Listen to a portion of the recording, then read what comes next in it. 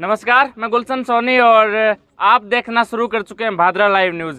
जयनारायण व्यास विश्वविद्यालय जोधपुर के चुनाव का अब बिगुल बज चुका और इस रणभेरी के बीच अब छात्र संघ अध्यक्ष के प्रत्याशी जो है वो मैदान में आने लगे। इसी बीच आपको बताना चाहेंगे कि आज हमारे साथ मौजूद है मोती सिंह जी जोधा, जो कि इस बार अध्यक्ष पद के लिए अपने आप को आजमा रहे हैं। इसी बीच आपको बताना चाहेंगे कि कई प्रत्याशी इस बार मैदान में हैं और अलग अलग पार्टियां एसएफआई, एनएसयूआई और एबीवीपी भी अपने प्रत्याशी इस बार मैदान में उतार चुकी है। हमारे साथ इस वक्त मोती सिंह जी जोधा मौजूद है। सर, सबसे पहले आपका स्वागत है।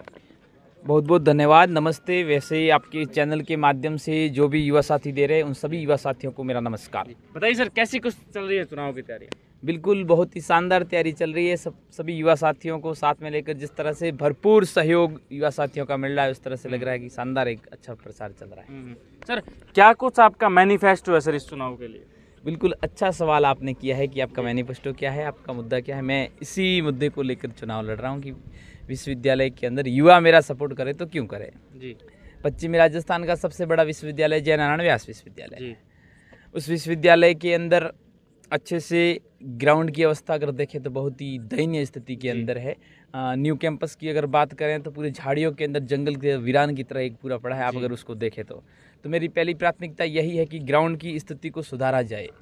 विश्वविद्यालय के अंदर प्रत्येक गेम के अलग अलग कोच की व्यवस्था की जाए, ताकि यहाँ से खेल के माध्यम से निकलकर यहाँ से युवा निकलकर अपने पूरे राजस्थान का नाम रोशन करे।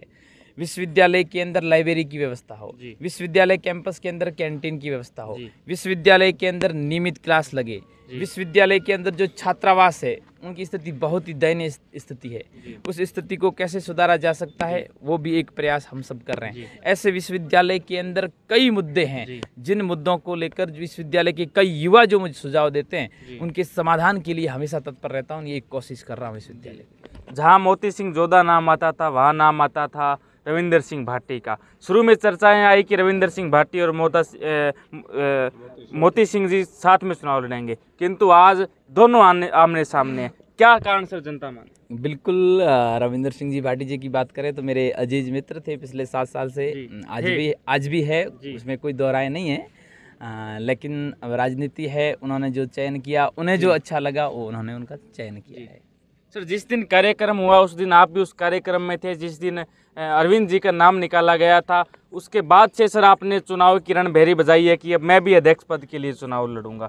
तो क्यों सर आपने उनके पक्ष में जाना उचित नहीं समझा? क्यों आपने चुनाव लड़ना उचित? देखिए, मैं जब मैदान में आया था निश्चित तौर पे चुनाव लड़ने के लिए आया था। ऐसा नहीं कि माहौल बना के बैठ जाऊं। सभी युवा साथियों का प्यार था, आशीर्वाद था, सब युवा साथियों की ये इच्छा थी कि आप चुनाव लड़ें। अब जब युवा साथी अंतिम दौर आया, जब युवा साथियों को मैं वापस निराश नहीं करना चाहता था, क्योंकि मैं एक साधारण परिवार से आता हूं और यहाँ तक अगर पहुँचा हूँ तो बार बार यहाँ तक पहुँचना मेरे बस की बात नहीं है। हर बार जो युवा साथी मेरा सपोर्ट कर रहे हैं बार बार सपोर्ट नहीं करेंगे, और युवा साथियों की इच्छा थी कि आप चुनाव लड़ें और उन्हीं के बलबूते पर मैं एक चुनाव लड़ रहा हूँ। सर, आप राजपूत समाज से आते हैं और राजपूत समाज एकता के लिए अक्सर जाना जाता है, किंतु इस बार 2 युवा राजपूत समाज से आमने सामने चुनाव लड़ रहे हैं। बिल्कुल, 2 युवा की जब आप बात करते हो तो 2019 के अंदर ही आपकी जानकारी के लिए बता दूं कि 2 राजपूत युवा चुनाव लड़ रहे थे। ऐसा एक बार नहीं कई बार हुआ है जब 2 राजपूत चुनाव लड़े हैं और जीते हैं।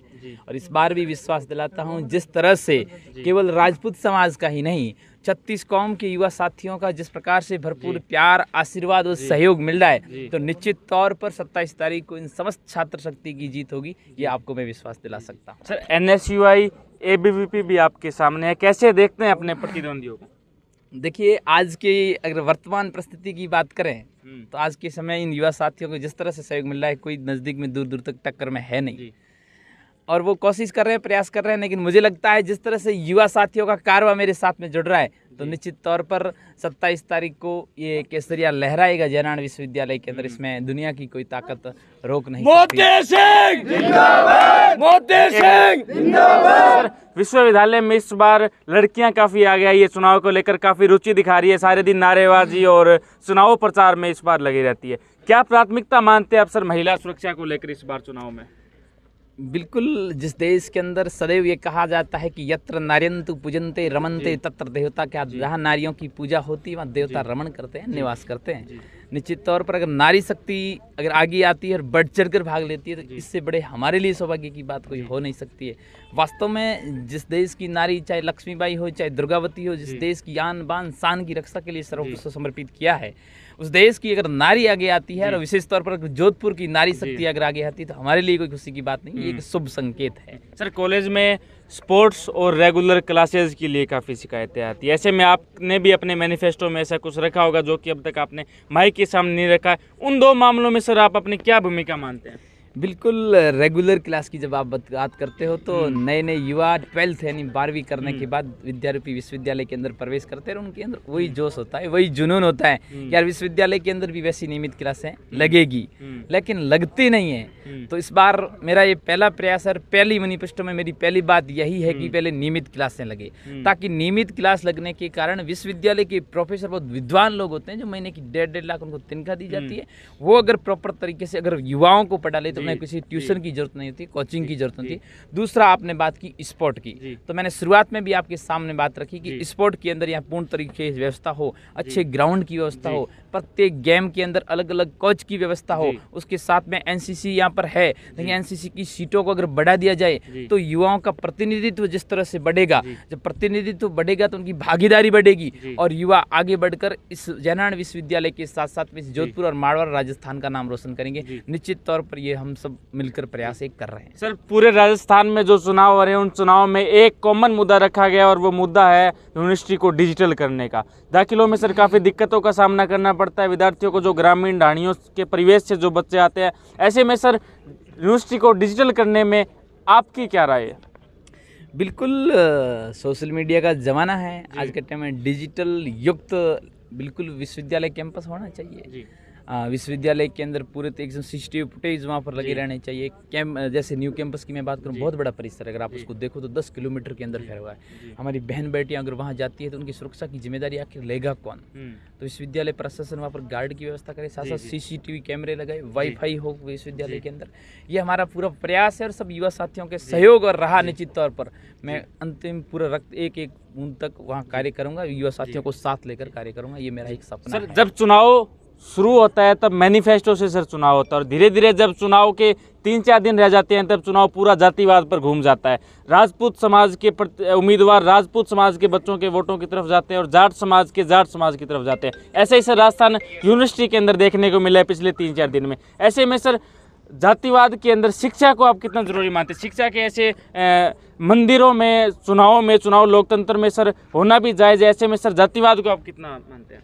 देखिए, मैंने शुरुआत में ही मैनिफेस्टो में मेरी पहली बात थी, मीडिया के बंधुओं ने मुझे पूछा था कि आपकी क्या इच्छा है। मैंने कहा था कि जातिवाद से ऊपर उठकर ये चुनाव हो, पहली मेरी बात थी। केवल एंड केवल मुद्दों के ऊपर चुनाव हो, कोई भी युवा हो आगे आए जिसके अंदर क्वालिटी हो, जिसके अंदर योग्यता हो, जो छात्र हितों की बात करे, ऐसे युवा को पहली प्राथमिकता देनी चाहिए। ये मेरी पहले शुरुआत में ही ये बात मैंने मजबूती के साथ में रखी है और आज भी मैं उसी बात पर अडिग हूँ। अच्छा, जनता आपको देख रही होगी, क्या संदेश आप जनता को देना चाहेंगे? यही देना चाहता हूं कि आपके माध्यम से राजस्थान के सारे युवा देख रहे होंगे, सभी से यही कहना चाहता हूं कि शांतिपूर्ण तरीके से सभी अपने अपने स्थान पर चुनाव लड़ रहे हैं, हम भी चुनाव लड़ रहे हैं, और जो आपके माध्यम से हमारे यहाँ के युवा जो आपसे जुड़े हुए हैं, जिनके बोर्ड विश्वविद्यालय के अंदर लगते हैं, उनसे यही निवेदन करना चाहता हूँ कि मैं एक कोशिश कर रहा हूँ, मैं एक प्रयास कर रहा हूँ, उस प्रयास के अंदर आप सबकी भूमिका हो। सोशल मीडिया के माध्यम से मुझे वो शक्ति प्रदान करे, वो ताकत प्रदान करे। ऐसी आपके इस मीडिया के माध्यम से सभी युवा साथियों से मैं एक निवेदन करना चाहता हूं। सर, आपसे अंतिम प्रश्न, जैसा कि राजस्थान विश्वविद्यालय के अंदर देखने को मिला, जयपुर के अंदर की निहारिका जोरवाल के पक्ष में उनके सारे समाज के लोग आ गए हैं। आप सर 2 लोग एक समाज से चुनाव लड़ रहे हैं, तो क्या सर चुनाव के अभी 5-6 दिन बाकी है, क्या आप दोनों एक हो सकते हैं? देखिए, ये प्रश्न इसका जवाब मुझे देने की ज़रूरत नहीं है। मैं मेरा कह सकता हूं कि कौन लड़ेगा। मैं निश्चित तौर पर इन युवा साथियों के आशीर्वाद से यहाँ तक पहुँचा हूं, तो मैं चुनाव लड़ूंगा और इन युवा साथियों की बदौलत चुनाव जीतूंगा भी, इतना आपको मैं कह सकता हूँ और आश्वस्त भी कर। हमारे साथ मोती सिंह जी जोधा इस वक्त मौजूद है, जिन्होंने बताया कि अब पूरे जोर से रणभेरी ये बजा चुके हैं, शंखनाद ये अपने चुनाव लड़ने का कर चुके हैं, और इसी बीच छात्रों का सहयोग भी नहीं मिल रहा है। इसी बीच अब देखने को मिल रहा है कि 26 तारीख को जिस तरीके से चुनाव नज़दीक होते जा रहे हैं, उस तरीके से अब चुनाव के अंदर भी धीरे धीरे लोगों की रुचि बढ़ती जा रही है, और जोधपुर परिवेश के लोग अब इस चुनाव के अंदर रुचि लेना शुरू कर चुके हैं। वीडियो को ज़्यादा से ज़्यादा शेयर कीजिएगा, ज़्यादा से ज़्यादा लोगों तक पहुंचाइएगा, ताकि लोग इस वीडियो को देख पाए और ज़्यादा से ज़्यादा आप भादरा लाइव को लाइक और फॉलो अवश्य कीजिएगा। इसी के साथ मैं जोधपुर से गुलशन सोनी, धन्यवाद।